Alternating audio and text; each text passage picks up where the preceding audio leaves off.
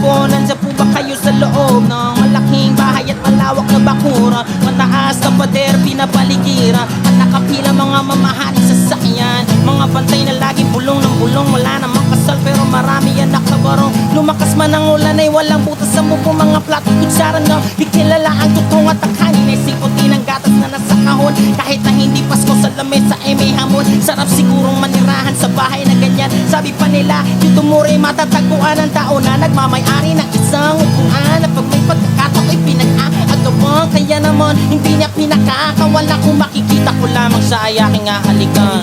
Ko na nakaupo, Kayo po na nakaupo, yun namang tumayo. at baka matanaw ninyo ay nakalagayan ko. Mama, walang galang na po sa taong nakaupo. Alam nyo ba pantakal ang bigas namin ay di puno. Dingding ng bahay namin ay pinagtagpi-tagpiyero sa gabi. Sobrang init, tumutunaw na yelo na di kayang bilhin upang ilagay sa inumin. Pinakulong tubig sa lumang takuring uling-uling. Gamit ang panggatong na inanod lamang sa estero na nagsisilbing kusina. Sa umaga yaming banyo, aking ine na may kayamanang isang kaldero na nagagamit lang pag ang aking ama ay sumweldo. Pero kulang na kulang pa rin, ulam na tuyot asin. Ang 50 pesos sa maghapoy pagkakasyahin. Di ko alam kung talaga maraming harang o mataas lang ang bako doon. Nagbubulag-bulagan lamang po kayo. Kahit sa dami ng pera nyo, walang doktor na makapagpapalino ng mata nyo. Kaya Huwag kang masyadong halata. Bato sa langit, bato sa langit, ang matama ay huwag magalit.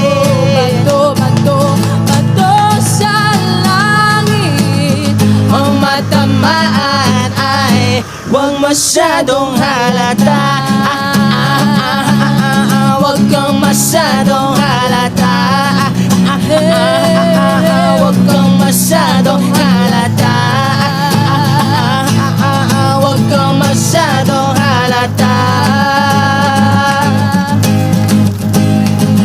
Di ko alam kung bakit puro na lang masakit. Di ko alam kung bakit puro hirap at galit. Di ko alam kung bakit laging tanong ay bakit. Di ko alam kung bakit parang ang layo ng langit. Di ko alam kung bakit puro na lang masakit. Di ko alam kung bakit puro hirap at galit. Di ko alam kung bakit